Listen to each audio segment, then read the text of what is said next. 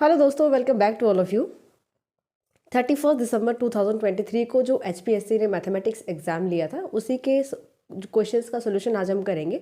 और वहाँ से स्टार्ट करते हैं जहाँ से ग्रेजुएशन पोर्शन स्टार्ट होता है। लीनियर अलजेब्रा से 3 क्वेश्चंस लिए गए हैं और जो ग्रेजुएशन की हमारी बुक है एज इट इज़ स्टेटमेंट भी वहाँ से ली गई है। तो इसकी जो लीनियर अलजेब्रा के जो क्वेश्चंस हैं हम स्टार्टिंग करते हैं यहाँ से क्वेश्चन नंबर 13 से। इसके 2 पार्ट आए हुए थे। फर्स्ट पार्ट कहता है find all eigen values and eigen vectors of the following matrix. आपको इस मैट्रिक्स के eigen values and eigen vectors बताने हैं। बहुत ही सिंपल सा है। ए मैट्रिक्स हमें गिवन है 1 1 1 0 1 1 0 0 1। ठीक है, यहाँ से हमें आइगन वैल्यूज के लिए क्या करना होता है, कैरेक्टरिस्टिक पॉलिनोमियल हम लेकर चलते हैं a minus lambda I equals to 0, determinant of this. तो यहाँ से अगर मैं a minus lambda I this is identity matrix determinant form में लिखती हूँ, तो आप आइडेंटिटी को लैम्डा से मल्टीप्लाई करोगे, इससे माइनस करोगे 1 minus lambda 1 1 0 1 minus lambda 0 0 1 minus lambda equals to 0। क्योंकि ये ट्रायंगुलर मैट्रिक्स है और इसका डिटर्मिनेंट क्या होता है, डायगोनल एलिमेंट्स की मल्टीप्लिकेशन। तो इसको हम लिख दें 1 minus lambda cube equals to 0, solution of its determinant. Okay, यहाँ से आप लैम्डा की वैल्यू निकालोगे, लैम्डा इक्वल्स टू 1 1 1। हमारे पास 3 वैल्यूज आ गई हैं जिनको हम बोलेंगे eigen values of this matrix. इन्हीं के कॉरस्पॉन्डिंग हमें आइगन वेक्टर्स चाहिए। अगर 3 आइगन वैल्यूज हैं तो आइगन वेक्टर्स भी कितने होंगे, 3 ही आइगन वेक्टर्स होंगे। Okay, so for eigen vectors हमें क्या करना होता है, matrix A minus lambda I into x equals to 0 matrix.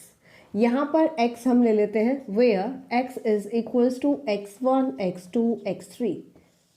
Alright, अब लैम्डा की जो वैल्यूज हमें मिली हैं क्योंकि तीनों सेम है, राइट, तो हम लैम्डा इक्वल्स टू 1 के लिए इसको सॉल्व करते हैं।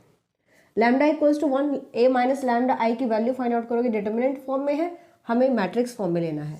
तो इसको मैं लिख देती हूँ, मुझे लैम्डा की वैल्यू क्या पुट करनी है, 1 पुट करनी है। 1 माइनस 1 1 1, क्योंकि a माइनस लैम्डा आई की ये वैल्यू रहने वाली है ना, a minus lambda I this, ये इसको हम मैट्रिक्स फॉर्म में लिख लेते हैं। 1 माइनस 1 1 0 0 1 माइनस 1, और x मैट्रिक्स हमने लिया है x1 x2 x3, या आप x y z भी ले सकते हो, कुछ भी ले सकते हो, राइट। और राइट हैंड साइड पर हमारे पास क्या है, 0 मैट्रिक्स। ओके, 1 माइनस 1 इज 0, ये भी क्या आ गया 0, दिस इज ऑल्सो 0। सॉल्व कर लेते हैं। फर्स्ट रो फर्स्ट कॉलम अगर मैं इनकी मल्टीप्लाई करती हूँ, then 0 into x1 x2 plus x3 equals to 0, equate करोगे जो राइट हैंड साइड पे मैट्रिक्स है आपके पास, राइट। 0 इंटू x1 इज 0, हटा दें इसको। यहाँ से सेकेंड रो फर्स्ट कॉलम जैसे सेकेंड इक्वेशन आ जाएगी, x3 equals to 0, because x1 x2 इनके साथ मल्टीप्लाई कीजिएगा तो 0 हो जाएंगे। और थर्ड रो में मेरे पास सारे 0 नंबर है, तो मेरे पास ये 2 इक्वेशन आ जाती हैं। यहाँ से x3 की वैल्यू 0 है, आप इधर पुट करोगे तो x2 की वैल्यू भी क्या आ गई, 0। तो यहाँ से मेरे पास वैल्यू आ जाती है हेयर x2 0 एंड x3 भी 0 आ जाता है।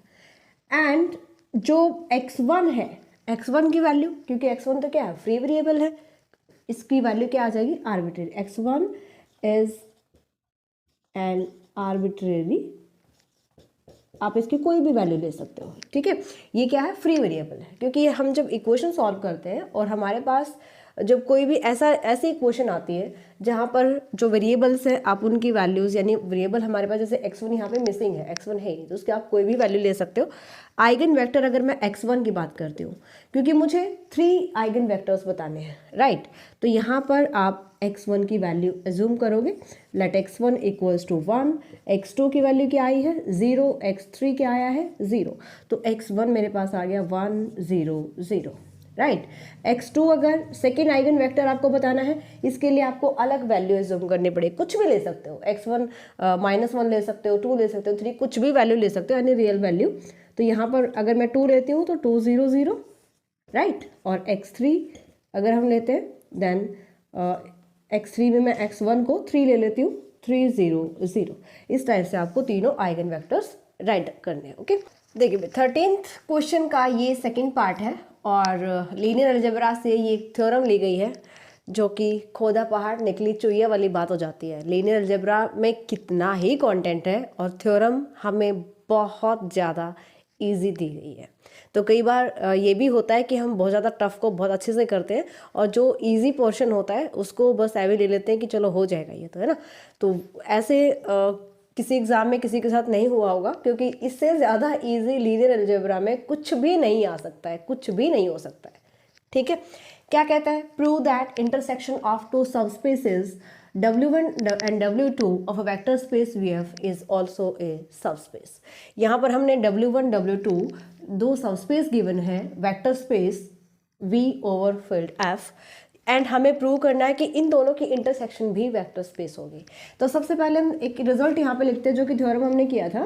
A subset W of vector space V is subspace of V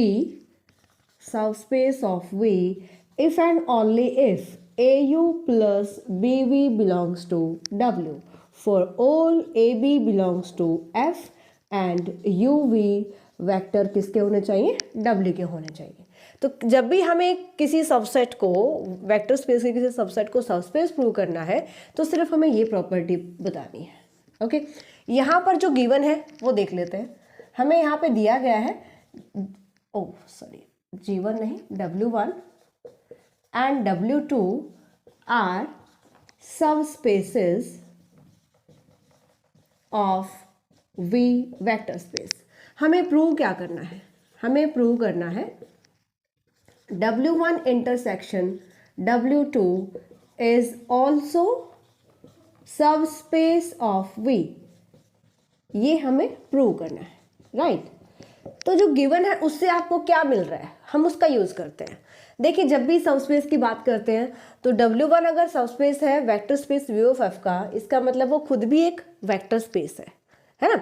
vector space है तो वो सारी प्रॉपर्टीज को एग्जिस्ट करेगा, और वेक्टर स्पेस के पास एडिटिव आइडेंटिटी होती है, यानी कि 0 बिलोंग करता है किसमें, सबस्पेस में। So here 0 belongs to W1 and W2 भी सबस्पेस है तो 0 W2 में भी होगा, है ना। इम्प्लाइज दैट अगर दोनों में है तो मैं लिख सकती हूँ W1 इंटरसेक्शन W2 में भी 0 आएगा।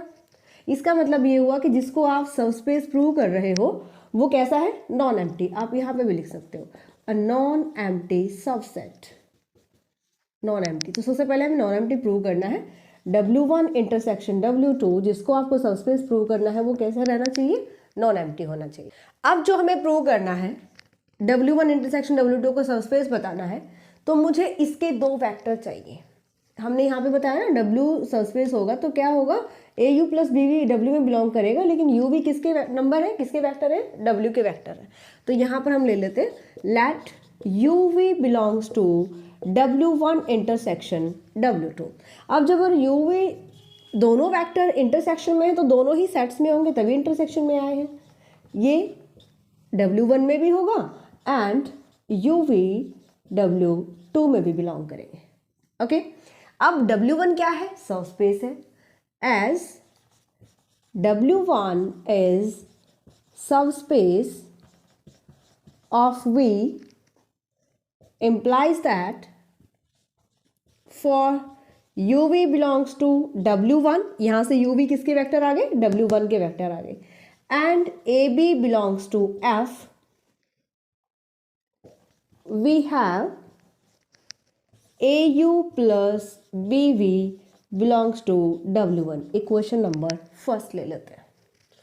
सिमिलरली यहां से क्योंकि UV W2 के भी वेक्टर है, as W2 is subspace of V implies that for UV belongs to W2 and AB scalars किसके होंगे, F के होंगे, we have, क्योंकि ये भी सबस्पेस है, सबस्पेस की प्रॉपर्टी एग्जिस्ट करेगा W2 में। Equation number second, AU plus BV number W1 में भी है W2 में भी है। So from first and second from equation first and second, we get AU plus BV belong करेगा W1 इंटरसेक्शन W2 में होगा।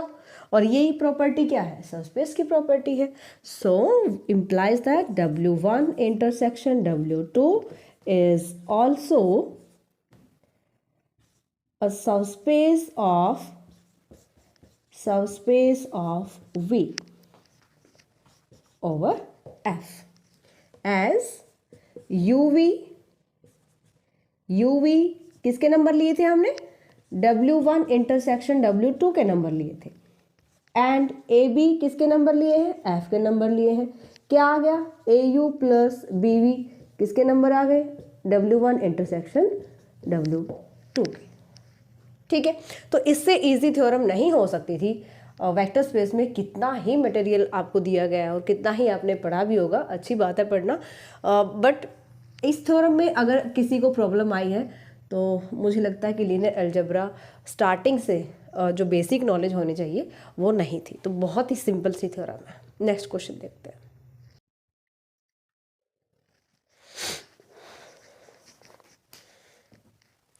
क्वेश्चन नंबर 14 देखते हैं। Find the values of a and b if f of x, ये आपको function given है, is continuous at x equals to 0।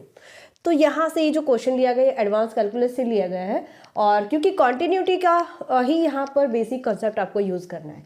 हमें बोला क्या गया है कि कोई भी फंक्शन अगर कॉन्टिन्यूस होता है, देखिए if f of x is continuous at x equals to a, then limit x tends to a f of x is equals to f of a, हम ऐसे बोल सकते हैं। और ये लिमिट हमारी कैसे होनी चाहिए, फाइनाइट होनी चाहिए, यानी कि f ऑफ a जो वैल्यू आएगी ना वो फाइनाइट वैल्यू आनी चाहिए। तो वैसे ये लिमिट का ही क्वेश्चन है। हमें बोला गया है कि ये फंक्शन क्या कर रहा है, x इक्वल टू 0 पर कॉन्टिन्यूस है, तो आप कांस्टेंट की वैल्यू बताइए। अगर x इक्वल टू 0 पर कॉन्टिन्यूस है तो हमें लिमिट x टेंस टू 0 यहाँ पर ये लेकर चलना है कि अगर मैं अप्लाई करती हूँ x tends to 0 limit, then this gives a finite value. Okay, according to question f of x is continuous at x equals to 0 implies that limit x tends to 0 sin 2x plus a sin x plus b cos x divided by x cube gives a finite value. Finite value, ठीक है। तो इसका जो answer आएगा वो क्या आना चाहिए, फाइनाइट आना चाहिए। यहीं से आपको कॉन्स्टेंट्स की वैल्यू मिलेगी। कैसे, और सबसे पहले हम लिमिट अप्लाई करते हैं। अगर मैं ये लिमिट अप्लाई करती हूँ, देखती हूँ क्या आंसर आता है मेरे पास। Implies that x tends to 0 sine 2x a sine x plus b cos x divide by x cube. मैंने यहाँ पे लिमिट अप्लाई किया, x टेंस टू 0 साइन 0 0, यहाँ पे भी साइन 0 0 हो जाएगा। इधर से क्या आ गया, b कॉस 0 1 हो जाएगा, एंड हेयर 0, राइट। यहां से हम बताएंगे if b is not equals to 0, अगर b की वैल्यू नॉन जीरो है then it gives infinite value. Infinite value है ना, अगर b नॉट इक्वल टू 0 है तो हमें इनफाइनाइट वैल्यू मिल रही है, विच इज कंट्राडिक्शन। क्यों, क्योंकि हमें बोला गया है कि कॉन्टिन्यूस है तो हमें फाइनाइट वैल्यू मिलेगी, राइट। तो यहाँ पर हम लिख सकते हैं this is equal to any finite value. Okay, अगर इनफाइनाइट वैल्यू मिल रही है implies that it is a contradiction. अगर कंट्राडिक्शन है तो क्या होगा, b 0 के इक्वल नहीं होगा भाई। यहाँ से हमें जो गिवन है उसका उल्टा आंसर मिल रहा है, b क्या होगा, 0 के इक्वल आ जाएगा। क्लियर। अगर b की वैल्यू 0 है then limit x tends to 0, यहाँ पर पुट कर दीजिए sine 2x plus a sine x, b की वैल्यू 0 पुट कर दो क्योंकि बी की वैल्यू मेरे पास आ चुकी है, डिवाइड बाय एक्स क्यूब। अब ये कैसी वैल्यू देगा? Finite value, right? This gives finite value. क्यों? क्योंकि ये कॉन्टिन्यूस फंक्शन गिवन है। ओके, समझ गए? अब इसको हम सॉल्व कर लेते हैं। इसको मैंने सॉल्व किया, x टेंस टू 0 पुट किया मैंने। अगर चलो इसको मैं अभी यहाँ पे नहीं लिखती हूँ, इसको मैं इधर ही सॉल्व कर रही हूँ, स्पेस कम रहेगा। यहाँ पर हमने b की वैल्यू पुट किया और b की वैल्यू पुट करने के बाद जब मैं इसको सॉल्व करती हूँ तो मुझे इस लिमिट की वैल्यू फाइनाइट दी गई है। सॉल्व करते हैं आगे। 0 साइन 0 0, यहाँ पे भी 0, कौन सी फॉर्म आ रही है? 0/0 फॉर्म आ रही है।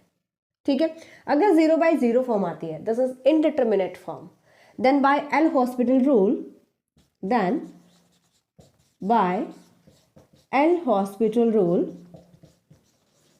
हम इसको सॉल्व करेंगे। क्या होता है एल हॉस्पिटल रूल? अगर 0/0 या इन्फिनिटी फॉर्म आती है तो हम न्यूमरेटर का अलग से डेरिवेटिव करते हैं और डिनोमिनेटर का अलग से डेरिवेटिव करते हैं।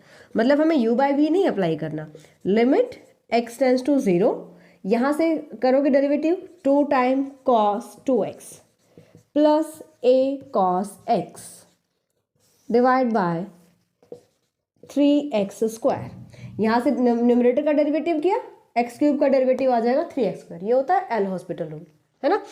अब हम लिमिट पुट करते हैं यहाँ पर 2 cos 0 1 प्लस a cos 0 फिर से 1, a इंटू 1 हो जाएगा डिवाइड बाय 0। x को मैंने 0 पुट किया। इम्प्लाइज दैट, या इम्प्लाइज नहीं लिख के हम इसको लिखेंगे नेक्स्ट स्टेप में। नाउ इफ 2 प्लस a, यानी कि जो न्यूमरेटर मेरे पास है, अगर ये नॉट इक्वल्स टू 0 है, देन इक्वेशन लिख लीजिए यहाँ पर, क्योंकि पहले भी आ चुका है हमारे पास, है ना? इसको फर्स्ट इक्वेशन ले लेना, जहाँ पे हमने बताया था इक्वेशन नंबर फर्स्ट ले लो और इसको ले लो equation number second. Then equation second gives infinite value. Okay, infinite value अगर हमें मिल रही है तो फिर से contradiction, implies that it is contradiction, क्योंकि हमें गिवन है कि इसकी फाइनाइट वैल्यू होगी। किसकी? इस लिमिट की फाइनाइट वैल्यू होगी अगर इस फंक्शन पर लिमिट अप्लाई करते हो x tends to 0। Then okay, implies that 2 plus a क्या होगा भाई? 0 के इक्वल होगा, और a की वैल्यू क्या आ गई? -2 आ गई। आप इस क्वेश्चन को यहाँ पर भी स्टॉप कर सकते हो। अगर आपसे पूछा जाता कि आप इसकी वैल्यू बताओ क्या आएगी अगर फंक्शन कॉन्टिन्यूस है एट x इक्वल्स टू 0 पर, हमें सिर्फ कांस्टेंट की वैल्यू बतानी है। तो a की वैल्यू -2 आ चुकी है, b की वैल्यू मेरे पास 0 आ चुकी है। अगर मुझे लिमिट की वैल्यू बतानी है, then from second equation limit x tends to 0, a की वैल्यू पुट कर दो -2 यहाँ पर, तो ये मेरे पास क्या आ रहा है? 2 cos 2x -2 cos x divide bye 3x²। अब यहाँ से देख लेते हैं, अगर मैं यहाँ पे 0 पुट करती हूँ तो cos 0 1 cos 0 1, 2 -2 0, है ना? यहाँ पे भी 0, तो 0/0 फॉर्म हो जाती। फिर से हम एल हॉस्पिटल रूल अप्लाई करते, लिमिट x टेंस टू 0, इधर से डेरिवेटिव करोगे 4 sin 2x, ये प्लस हो जाएगा 2 sin x divide bye 6x। फिर से x टेंस टू 0 पुट करोगे, sin 0 0, यहाँ पे भी 0, न्यूमरेटर भी 0, डिनोमिनेटर भी 0। Again L'Hospital rule apply करो, limit x tends to 0 -8 cos 2x plus 2 cos x divide by 6। अब इसको आप सॉल्व कर सकते हो। अब लिमिट पुट करेंगे तो क्या आ रहा है मेरे पास? -8 plus 2 divide by 6, this gives -6/6 is equals to -1। तो ये आपके पास आ जाएगा। इसकी जो वैल्यू अगर हम देखेंगे एट x टेंस टू 0 पर फंक्शन की वैल्यू इज -1। ठीक है, इस टाइप से आपको बताना था ये कि हमें a b की वैल्यू निकालनी है। जब ये कॉन्टिन्यूस है तो ऑब्वियसली इस पर लिमिट अप्लाई करेंगे तो फाइनाइट वैल्यू देगा, और इसी कॉन्ट्राडिक्शन के चलते हम इन कॉन्स्टेंट्स की वैल्यूज निकाल सकते हैं। ओके, नेक्स्ट क्वेश्चन देखते हैं। क्वेश्चन नंबर 15 देखते हैं। If cos inverse x plus cos inverse y plus cos inverse z equals to pi, then prove that x square plus y square plus z square plus 2xyz equals to 1. ये आपको prove करना है. तो यहाँ पर एक ही formula काम करेगा. कौन सा? We know that cos inverse x plus cos inverse y is equals to cos inverse x y plus यहाँ पर प्लस है तो इधर नेगेटिव आ जाएगा, है ना. यहाँ प्लस है तो इधर minus root of 1 minus x square root of 1 minus y square. ठीक है, तो ये फॉर्मूला हमें अप्लाई करना है. सो यहाँ पर कैसे हम अप्लाई कर सकते हैं? Here cos inverse x plus cos inverse y. cos inverse z को राइट हैंड साइड पर शिफ्ट कर दो और जो पाई है, पाई को आप क्या लिख सकते हो? cos इनवर्स -1 लिख सकते हैं. अगर यहाँ माइनस होगा तो यहाँ पर प्लस हो जाएगा. ठीक है, इतना सा चेंज होगा. अब क्योंकि हमें ये पता है कि cos इनवर्स -1 इज पाई. क्यों? क्योंकि cos पाई क्या होता है भाई? -1 होता है. तो इसको पाई को मैं लिख सकती हूँ cos इनवर्स -1. अब इधर भी और लेफ्ट हैंड साइड पर भी ये फॉर्मूला अप्लाई कर दीजिए. cos inverse x y minus root of 1 minus x square 1 minus y square is equals to cos inverse, यहाँ पर x की वैल्यू -1 है, z y की वैल्यू आई मीन दोनों की आप मल्टीप्लाई करोगे. -1 इंटू जेड इज -1. यहाँ पे नेगेटिव है तो इधर पॉजिटिव हो जाएगा. रूट ऑफ 1 माइनस -1 स्क्वायर जो cos इनवर्स का एंगल होगा into 1 minus Z square. Both side cos apply कर दीजिए. cos से cos इनवर्स कैंसिल हो जाएगा. Taking cos on both side. दस यहाँ पर देखते हैं जो रूट की जो टर्म्स हैं उनको आप एक साइड कर लीजिए. ओके, इधर से अगर मैं देखती हूँ तो -1 स्क्वायर इज पॉजिटिव, 1 माइनस 1 0. तो ये तो पूरी टर्म मेरी 0 हो जाएगी. एक बार लिख लेते हैं. X y minus root of 1 minus x square 1 minus y square. This gives minus that और ये पूरे टर्म मेरे पास 0. -1 square is 1, 1 minus 1 is 0. Then x y plus z और इस टर्म को उठाओ राइट हैंड साइड पर ले जाओ. 1 minus x square into 1 minus y square. Squaring both side. X square y square plus z square. Identity open कर लेते हैं. X y z plus 2 time x y z is equals to, इधर से आप देखिएगा तो इसका स्क्वायर रूट कैंसिल हो जाएगा.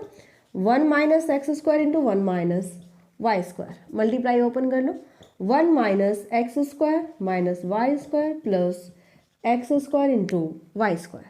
इधर से x square into y square, इधर से ये कैंसिल हो जाएगा. एंड एक्स स्क्वायर और वाई स्क्वायर को इधर शिफ्ट कर दो. X square plus y square positive हो जाएंगे.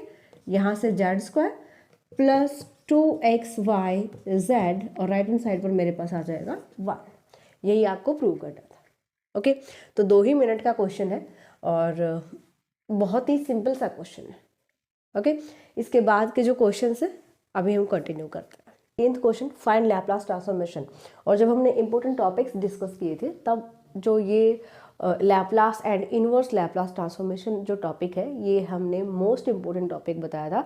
और तब भी हमने कहा था कि इसमें से क्वेश्चन डेफिनेटली पूछा जाएगा. और कितना इजी क्वेश्चन पूछा गया है यहाँ पे आप देखिए.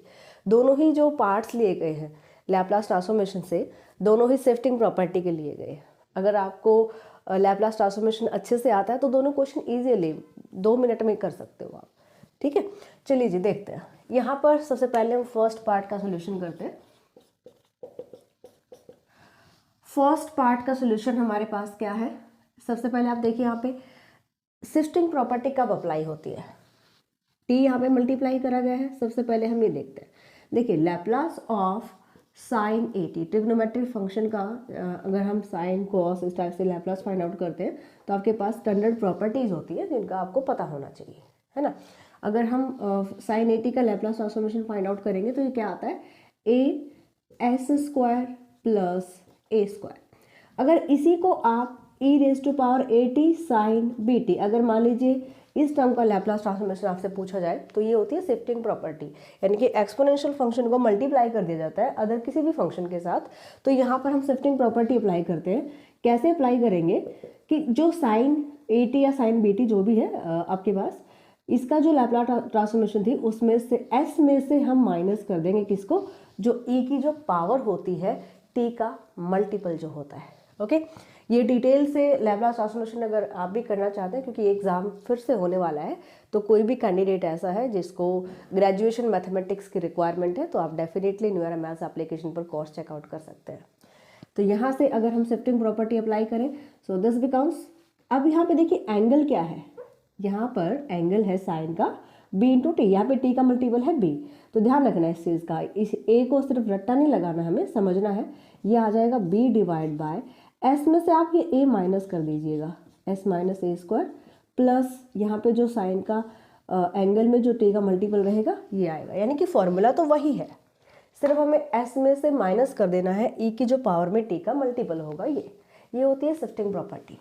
ऑलराइट, अब अगर मैं इस क्वेश्चन को सॉल्व करती हूँ तो सबसे पहले हमें यहाँ से फर्स्ट लैप्लास हमें फाइंड आउट करना पड़ेगा ई रेज टू पावर माइनस के टी इंटू साइन टी का।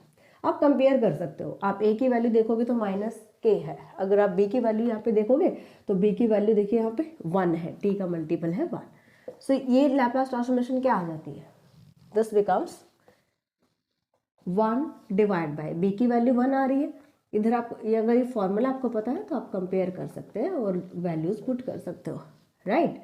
1 divide by S minus minus के स्क्वायर प्लस 1 स्क्वायर, यानी ये क्या आ जाएगा, एस माइनस माइनस प्लस हो जाएगा प्लस 1, ये हमारे पास आ जाती है Laplace of e raise to power minus के टी साइन टी की ट्रांसफॉर्मेशन, राइट। अब हमें क्या करना है, टी से मल्टीप्लाई कर देना है, अगर टी से multiply t square t cube t 4 up to 7 t raise to power n, तो इसका भी स्टैंडर्ड फॉर्मूला है, क्या होता है भाई, Laplace transformation of T into E raise to power minus के T sine T, this becomes -1 raise to power into derivative of किसके विद रिस्पेक्ट, एस के विद रिस्पेक्ट, क्यों, क्योंकि डेरिवेटिव हमें करना है एफ ऑफ एस, यहाँ पे जो लैप्लास ट्रांसफॉर्मेशन आप निकाल चुके हो, टी के मल्टीप्लाई में कुछ भी टर्म आपको दे दी जाएगी उसकी ट्रांसफॉर्मेशन आप पहले फाइंड आउट कर लेंगे, इसके बाद हमें देखना है कि अगर टी की पावर 1 है तो -1 की पावर 1 होगा, फर्स्ट टाइम डेरिवेटिव होगा, किसका होगा, इस टर्म की लैप्लास ट्रांसफॉर्मेशन का, तो यहाँ पर मेरे पास क्या है, derivative of 1 bye s plus k square plus 1, clear that. अब यहाँ पे जो फॉर्मूला अप्लाई हुआ ये क्या हुआ है, Laplace transformation of t raise to power n f of t, अगर देखिए t raise to power n multiply में है किसके साथ, कोई भी टी का फंक्शन आपके पास है, ओके। तो यहाँ पे हम कैसे लिखेंगे, -1 रेज टू पावर एन, कितना टाइम -1 की पावर हो रहा है, जितना टी की पावर रहेगा, d n divide by d s n, nth time derivative, अगर t की पावर 2 है तो सेकंड डेरिवेटिव हम निकालेंगे, यानी कि 2 टाइम डेरिवेटिव निकालेंगे, अगर t क्यूब है तो हम 3 टाइम डेरिवेटिव कर देंगे, किसका डेरिवेटिव करोगे, Laplace of f of t का। आप यहाँ पे ऐसे भी लिख सकते हो, -1 raise to power n, nth time derivative of Laplace of f of t क्या होता है, एफ ऑफ एस ही तो होता है, जब आप एफ ऑफ टी फंक्शन का लैप्लास ट्रांसफॉर्मेशन निकालते हो तो किस में जाती है टर्म, एस में टर्म आती है हमारे पास, है ना, तो विद रिस्पेक्ट टू एस आप किसका डेरिवेटिव कर रहे हो, एफ ऑफ एस का डेरिवेटिव कर रहे हो, तो ये फॉर्मूला हमने यहाँ पे अप्लाई किया, देखिए टी की पावर 1 है तो -1 की पावर 1 हो जाएगी, यहाँ पर फर्स्ट टाइम डेरिवेटिव हो जाएगा, किसका डेरिवेटिव, इसके लैप्लास ट्रांसफॉर्मेशन का, जो कि हम ऑलरेडी निकाल चुके हैं, ठीक है।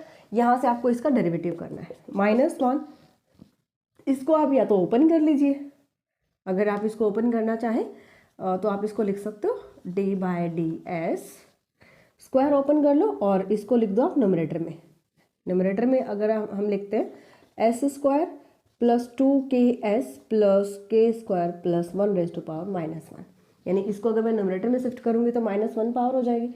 अब आप इजीली यहाँ से डेरिवेटिव कर सकते हो, -1 ऑलरेडी है मेरे पास, -1 s square plus 2 plus k square plus 1 raise to power -2 into, जब आप बेस का डेरिवेटिव करोगे तो 2s प्लस 2 इंटू के, राइट।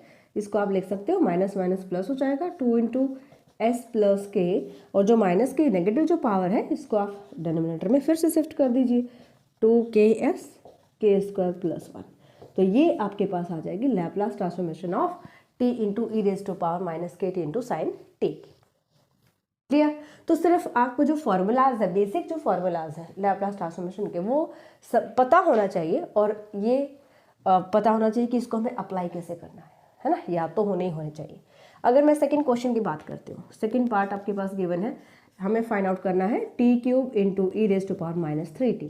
अभी हमने शिफ्टिंग प्रॉपर्टी की बात की, तो हमने कहा था कि यहाँ पर कोई भी फंक्शन हो सकता है, राइट। यहाँ पर आपके पास ई रेज टू पावर at या कुछ भी हो, एक्सपोनेंशियल फंक्शन के साथ अदर कोई फंक्शन मल्टीप्लाई में है तो शिफ्टिंग प्रॉपर्टी अप्लाई करते हैं। इधर आप देखोगे तो हमें क्या करना पड़ेगा, पहले हमें यहाँ पे पता होना चाहिए टी क्यूब का लैप्लास ट्रांसफॉर्मेशन क्या होता है, तभी तो शिफ्ट करोगे ना। जैसे मैंने यहाँ पे बताया आपको, यहाँ पे साइन बी टी मल्टीप्लाई में था, तो पहले आपको ये पता होना चाहिए कि Laplace transformation of sine A T क्या होता है, तभी तो आप एस में से माइनस करोगे। ए की जो पावर है टी का जो मल्टीपल है, अंडरस्टैंड, ए को तभी तो हमने माइनस किया है। तो यहाँ पर आपको सबसे पहले देखना है कि लैप्लास ट्रांसफॉर्मेशन ऑफ आपके पास टी क्यूब क्या आने वाला है। ओके, देखिए अगर मैं यहाँ पे Laplace transformation of t raise to power n लेती हूँ, यहाँ पे टी क्यूब है, t raise to power n लेती हूँ तो क्या आता है n factorial t raise to power n plus 1, oh sorry s raise to power n plus 1। ये आपके पास लैप्लास ट्रांसफॉर्मेशन होती है किसकी, t raise to power n की। अब यहाँ अगर मैं करती हूँ इसके मल्टीप्लाई में, चलो पहले मैं यही जनरलाइज करवा देती हूँ आपको formula, t raise to power n into E raise to power, अगर ए टी आपको दिया जाए तो आप यहाँ पे शिफ्टिंग प्रॉपर्टी अप्लाई करेंगे, क्या आ जाएगा n factorial divide by s में से माइनस करोगे ए की पावर जो टी का मल्टीपल यानी कि ए को माइनस करेंगे, बाकी सारा का सारा एज इट इज रहेगा। सही है। इधर देखते हैं, इधर मेरे पास है टी क्यूब, एन की वैल्यू क्या है, सॉरी 3, दिस बिकम्स 3 फैक्टोरियल। ठीक है, यहाँ पर इसकी जो ट्रांसफॉर्मेशन आएगी, अगर मैं यहाँ पे टी क्यूब की ट्रांसफॉर्म, पहले आप इसको निकाल लीजिए, अगर आपको डायरेक्ट निकालना नहीं आता है, शिफ्टिंग प्रॉपर्टी डायरेक्ट अप्लाई नहीं करनी आती है, तो पहले आप टी क्यूब की लैप्लास ट्रांसफॉर्मेशन निकाल लो। This gives 3 factorial divide by S raise to power 4, N plus 1 होता है तो एस रेज टू पावर 4 हो जाएगी। अब जब शिफ्टिंग प्रॉपर्टी अप्लाई करोगे तो आपको एस में से माइनस कर देना है, क्या -3, तो माइनस माइनस क्या हो जाएगा, प्लस हो जाएगा। ठीक है, और पावर कितना आ जाएगा, n प्लस 1 चल रहा था, पावर तो वही रहेगा 4, so 6 divide by s plus 3 raise to power 4, ये आ जाएगा इसका आंसर। एक ही सेकेंड का क्वेश्चन है, अगर आपको इसके फॉर्मूलाज पता है तो कुछ भी नहीं करना, ना कुछ प्रूव करना है, ना कुछ, पूरा का पूरा क्वेश्चन ही आपको 2 मिनट के अंदर हो जाना चाहिए ना। तो बहुत ही सिंपल सा क्वेश्चन है, अगर आपको लैप्लास ट्रांसफॉर्मेशन अच्छे से आता है और अच्छे से आपने किया है तो इतना ज़्यादा टाइम भी इसमें कंज्यूम नहीं हो रहा है। ओके, चलिए जी नेक्स्ट क्वेश्चन देखते हैं। देखिए नेक्स्ट हमारे पास जो क्वेश्चन है, क्वेश्चन नंबर 17, डिक्रीजिंग सीक्वेंस में हम चल रहे हैं। If each pair of 3 equations x square plus a x plus b equals to 0, इसको मैं इक्वेशन नंबर फर्स्ट नेम दे देती हूँ, x square plus c x plus d equals to 0, second equation, and x square plus e x plus f equals to 0 has exactly one root in common, then show that a plus c plus e square equals to this। ये हमें prove करना है। तो यहाँ पर आपकी basic knowledge काम आ रही है, ऐसा नहीं कि ऐसा पर्टिकुलर क्वेश्चन आपने कहीं करा होगा या आपको मिलेगा, कहीं ढूंढने लग जाओ किसी भी बुक में, ऐसा नहीं होता है। यहाँ पे सिर्फ आपकी बेसिक नॉलेज काम आ रही है कि कहते हैं कि each pair of 3 equations, her 2 equation के एक एक रूट कॉमन है। अब जैसे फर्स्ट और सेकंड इक्वेशन का एक रूट कॉमन हो जाए, सेकंड और थर्ड और फर्स्ट, इस टाइप से। देखिए सॉल्यूशन कैसे करेंगे, क्योंकि ये सारे की सारी क्वाड्रेटिक इक्वेशंस है तो इनके 2 रूट्स होंगे। हम ले लेते हैं let alpha beta are 2 roots of equation first. Alpha beta हमने फर्स्ट इक्वेशन के रूट लिए, अगर मैं सेकंड इक्वेशन के रूट्स लेती हूँ तो एक मुझे इनमें से लेना पड़ेगा, समझ रहे हो। तो अल्फा बीटा यहाँ से इसका और क्योंकि फर्स्ट और सेकंड का एक एक रूट कॉमन है तो मैं यहाँ पे लेती हूँ बीटा एंड गामा, बीटा और गामा हम ले लेते हैं beta and gamma are roots of equation second. अब जब मैं थर्ड इक्वेशन के लेती हूँ एंड गामा, अब देखिए यहाँ पे सेकेंड और थर्ड इक्वेशन का एक रूट कॉमन रहेगा, है ना। अगर एक रूट कॉमन है तो मुझे क्या करना पड़ेगा, इन दो, इसके मैंने अल्फा बीटा लिया, इसका बीटा गामा हो गया, तो यहाँ पर मेरे पास आ जाएगा एक इन दोनों का रूट कॉमन हो गया, एक सेकंड और थर्ड का हम कॉमन लेंगे, फिर थर्ड और फर्स्ट का कॉमन होना चाहिए। अगर हम सीक्वेंस को ले तो इसका मैं लेती हूँ अल्फा बीटा, यहाँ पर ले लिया मैंने बीटा गामा, तो इधर जब लेंगे तो एक तो इसका रूट होना चाहिए, तो यहाँ पर मैं गामा जो इस सेकंड का भी रूट है नहीं का भी हो जाएगा, और फिर थर्ड का फर्स्ट के साथ भी कॉमन आना चाहिए, ये भी ध्यान रखना है आपको। यहाँ पर मैं बीटा क्यों नहीं ले सकती, यहाँ पर मैं बीटा इसलिए नहीं ले सकती हूँ क्योंकि मुझे देखना है कि सेकंड और थर्ड का एक रूट कॉमन, फिर थर्ड और फर्स्ट का एक रूट कॉमन, तो मुझे यहाँ पे गामा अल्फा लेना पड़ेगा। Gamma and alpha are roots of equation third, ठीक है। अब जब हमारे पास रूट्स हैं तीनों इक्वेशंस के, तो हम sum of root find out कर सकते हैं। Sum of roots of first, sum of root में फर्स्ट इक्वेशन के लिए यहाँ पे लिख रही हूँ, क्या आ जाएगा भाई, sum of roots alpha plus beta, क्या वैल्यू रहेगी, माइनस बी बाय ए होता है, आई मीन एक्स का जो कॉफिशिएंट होगा माइनस ए डिवाइड बाय 1, यानी कि यहाँ पे क्या है, एक्स स्क्वायर का मल्टीपल 1 है, राइट। तो यहाँ से मेरे पास इक्वेशन आ गई alpha plus beta equals to minus a, okay. Sum of product of root निकाल लीजिए, फर्स्ट के लिए ये मैं इधर लिख देती हूँ, for first equation product of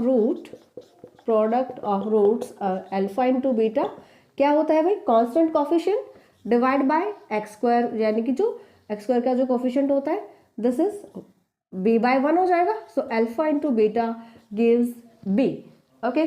same तरीके से आप जब सेकेंड इक्वेशन के लिए सम ऑफ रूट निकालिएगा तो मैं डायरेक्ट लिख दूं यहाँ से, सेकेंड इक्वेशन के लिए beta plus gamma, sum of root कीजिएगा माइनस सी हो गया, right, minus c divide by 1, and beta gamma जब आप कीजिएगा तो डी हो जाएगा, ओके।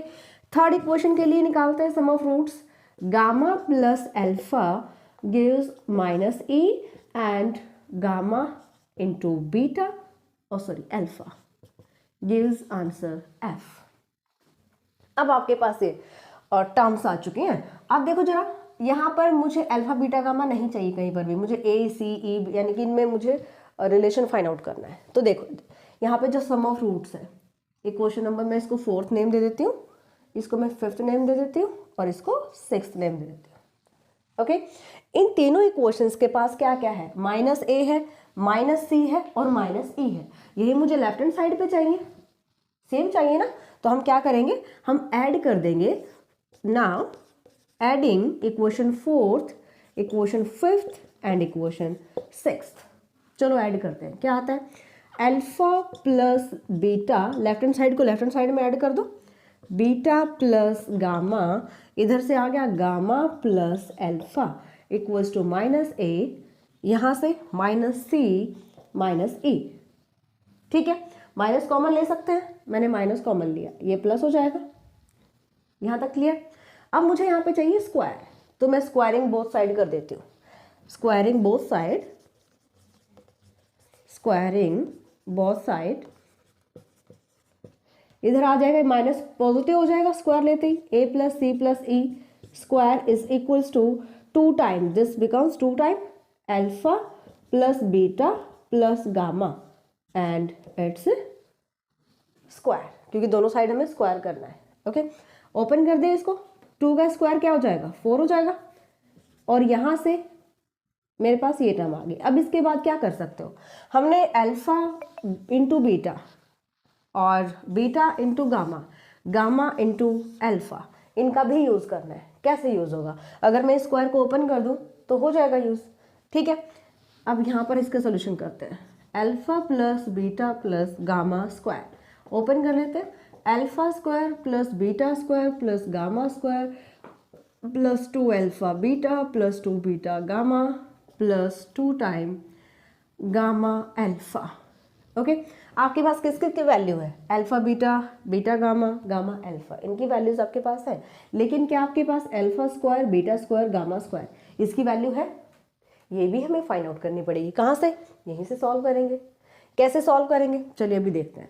पहले मैं इनकी वैल्यू पुट कर दूँ। ये मेरे पास क्या आ रही है value, alpha square plus beta square plus gamma square plus 2 time alpha into beta की वैल्यू क्या है b plus 2 time beta into gamma d और alpha into gamma 2 time f, right. ये रिलेशन मेरा यहाँ तक आ चुका है। अब मुझे इलिमिनेट करना है alpha square beta square plus gamma square को। अब अल्फा स्क्वायर की वैल्यू आप कहाँ से निकाल सकते हो? अगर हम इन रिलेशंस को लेकर चलते हैं, क्या मैं यहाँ से अल्फा स्क्वायर की वैल्यू निकाल सकती हूँ? देखिए अगर मैं इसकी और इसकी मल्टीप्लाई कर दूँ, अल्फा प्लस बीटा और बीटा प्लस गामा, तो मुझे यहाँ से बीटा स्क्वायर मिल जाएगा, राइट। अगर मैं फिफ्थ और सिक्स की मल्टीप्लाई कर देती हूँ, चलो पहले यहाँ पे देखते हैं। इनको भी इक्वेशन नेम दे सकते हो आप। इक्वेशन नंबर 7th नेम दे दीजिए इसको इक्वेशन नंबर 8th नेम दे देते हैं ना। मल्टीप्लाइंग इक्वेशन नंबर 4th और 5th दोनों की मल्टीप्लाई कर दीजिए। Alpha plus beta into beta plus gamma, इधर से मल्टीप्लाई क्या आ रही है? अब देखो यहाँ पे आपको टर्म क्या चाहिए, ए इंटू सी, सी इंटू ए, सी इंटू ई, सी इंटू ए, ये भी टर्म चाहिए आपको, है ना। तो मैं इन दोनों की मल्टीप्लाई कर देती हूँ। तो सी इंटू ए राइट साइड पे आ गया मेरे पास, सी इंटू ए। इधर से ओपन कर लो, alpha into beta plus beta square plus beta gamma plus alpha into beta, beta square and beta into gamma, alpha into gamma equals to C into A. ठीक है, alpha into beta की value आपके पास है, alpha into beta is B plus beta square की मुझे value चाहिए, beta into gamma आपके पास है D plus alpha into gamma is F equals to C into A. तो यहाँ से आपके पास बीटा स्क्वायर की वैल्यू आ गई। क्या वैल्यू आ रही है? C into A minus B minus D minus F, right. ये बीटा स्क्वायर की वैल्यू हम यहाँ पे पुट कर सकते हैं। सिमिलरली हम फाइंड आउट करेंगे किसकी वैल्यू, हम अल्फा स्क्वायर और गामा स्क्वायर की वैल्यू फाइंड आउट करेंगे। तो 5 इंटू 6th इक्वेशन, सो 5th equation beta into beta plus gamma और 6th इक्वेशन में है गामा प्लस अल्फा एंड यहाँ पर है C into A, minus minus plus हो जाएगा। यहाँ से फिर से हम मल्टीप्लाई करेंगे, यहाँ से मुझे गामा स्क्वायर मिल जाएगा, है ना। Beta into gamma plus gamma square plus beta into alpha plus gamma into alpha equals to C into E. ठीक है, यहाँ से आपके पास गामा स्क्वायर की वैल्यू आ जाएगी C into E minus alpha beta is B minus D minus F. ठीक है, बीटा अल्फा और अल्फा गामा की वैल्यू मिल रही है। ओके, अब यहाँ से आप निकाल सकते हो 6th इंटू 4th की हेल्प से। 6 इंटू 4th कीजिएगा, इक्वेशन नंबर 6th ये वाली, अल्फा प्लस गामा, यहाँ सॉल्व कर दें। Alpha plus gamma into alpha plus beta, this gives A into E, और यही हमें चाहिए, ए इंटू ए सी हो गया, सी ई हो गया, सी ए, दिस गिव्स द आंसर। अच्छा, यहाँ पर ए ई मिलेगा भाई, मैंने यहाँ पे सी लिखा हुआ है ना, यहाँ पे ई मिलेगा। मैं स्टेटमेंट चेक कर लेती हूँ क्या प्रूव करना है हमें। नहीं, इधर मैंने सी ही लिखा हुआ है, क्योंकि आप जब इनकी मल्टीप्लाई करेंगे अल्फा प्लस बीटा और गामा प्लस अल्फा की, तो आपके पास ए इंटू ए ही आएगा, यहाँ पर ये ई मिलेगा। Okay, so alpha square this equals to A into E minus alpha into gamma रहेगा, इसको आप उधर शिफ्ट करोगे, minus F, alpha beta into alpha रहेगा, minus B, beta into gamma रहेगा, माइनस डी, ये आ जाएगा। इन सब की वैल्यू उठाएंगे हम यहाँ पर पुट करेंगे। ओके, इधर मैं डायरेक्ट पुट कर रही हूँ। अल्फा स्क्वायर की वैल्यू देखिए आप, अल्फा स्क्वायर की वैल्यू हमने बीटा, अच्छा अल्फा स्क्वायर तो यही है, A E minus F minus B minus D. ऐसे ही आप बीटा स्क्वायर की वैल्यू पुट करोगे। बीटा स्क्वायर की वैल्यू मेरे पास ये वाली है, C A minus B minus D minus F, है ना।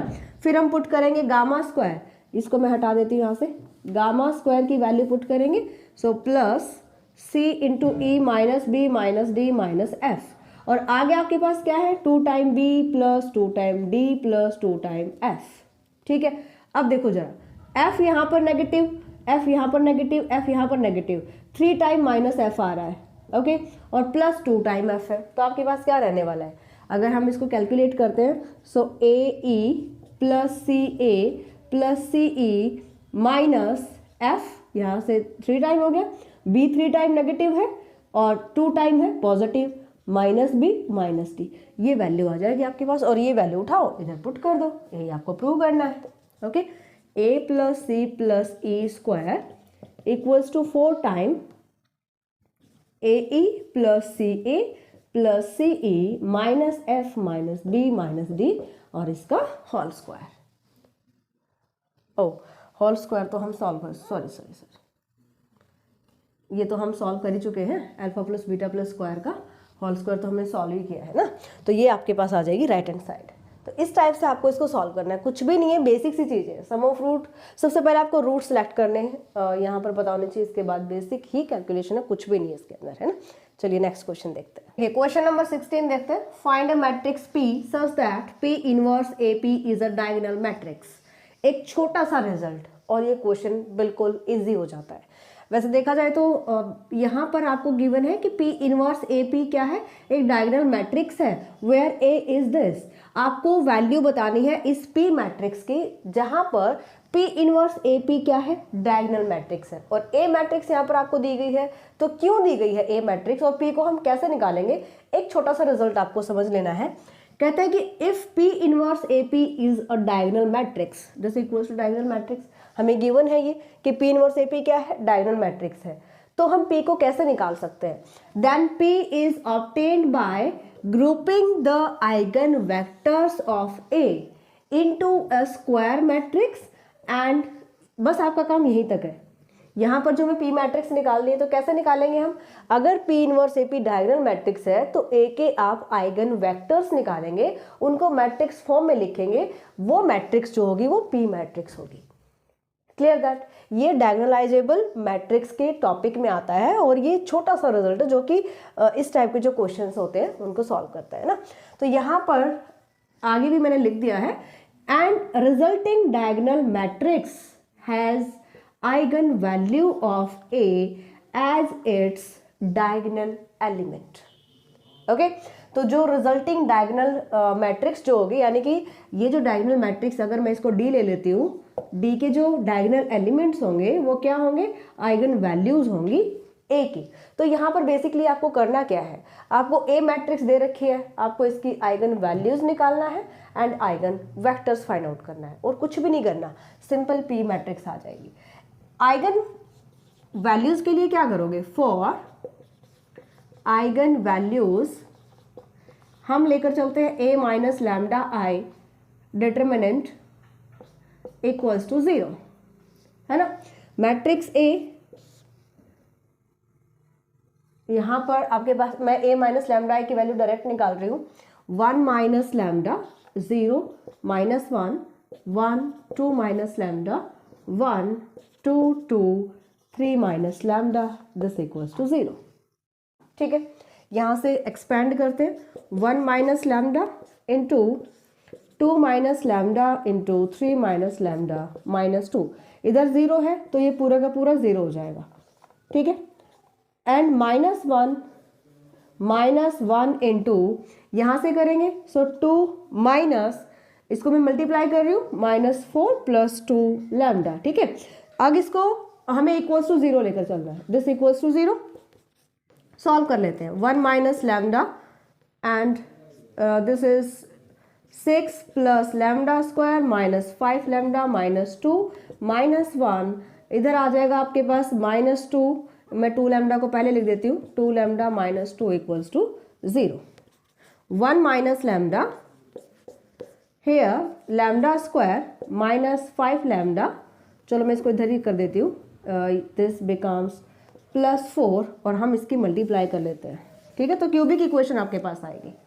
यहाँ से सॉल्व करते हैं, lambda square minus 5 lambda plus 4 minus lambda cube plus 5 lambda square, and ये साइन चेंज हो जाएगा, -4 lambda -2 lambda plus 2 equals to 0। सही, -2 लैम्डा, ठीक है, राइट। और यहाँ से लैम्डा क्यूब की टर्म मैं पहले लिख देती हूँ, माइनस लैम्डा क्यूब, स्क्वायर वाली टर्म्स को इकट्ठा कर लीजिए, प्लस 6 लैम्डा स्क्वायर और यहाँ से 5 लैम्डा है ना, -5 -4 -2, this is 9 to 11 lambda. Okay, lambda की 3 टर्म्स है, तीनों नेगेटिव है, right, and plus 4 and 2 6 equals to 0। Negative common ले लीजिए, ये पॉजिटिव हो जाएगा, ये नेगेटिव हो जाएगा, ये पॉजिटिव हो जाएगा और ये नेगेटिव हो जाएगा, है ना।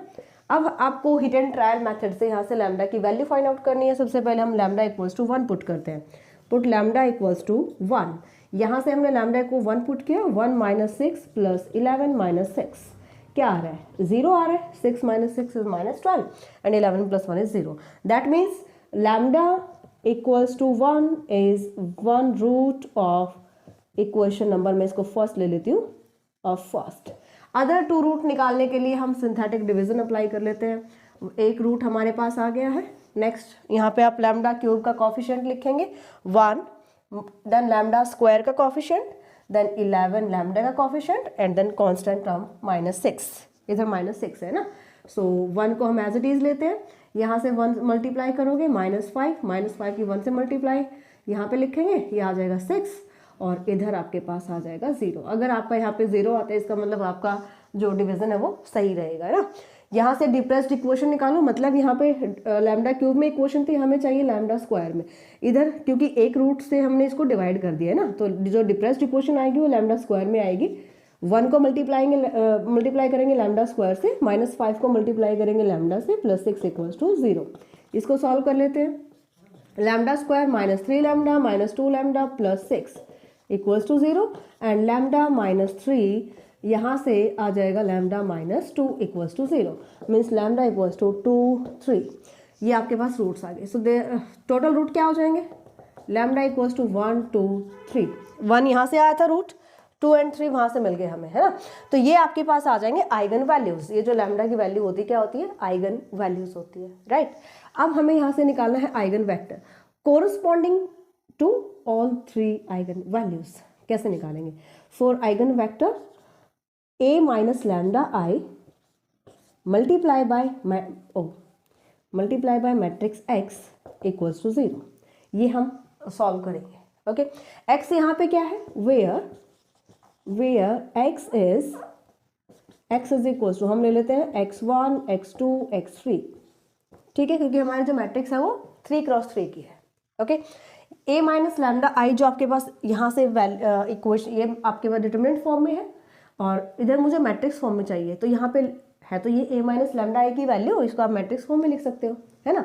तो यहाँ पे सबसे पहले मैं लेकर चलती हूँ फॉर लैम्डा इक्वल्स टू 1 के लिए, तो लैम्डा इक्वल्स टू लैम्डा की वैल्यू 1 पुट कर दो, 0 0 -1, यहाँ से 1 आपको लैम्डा इक्वल्स टू 1 पुट करना है, 1 यहाँ से आ गया 1 एंड 2 2 इधर से क्या आ जाएगा, 3 - 1 इज 2 और multiply by x1 x2 x3 equals to 0, ठीक है।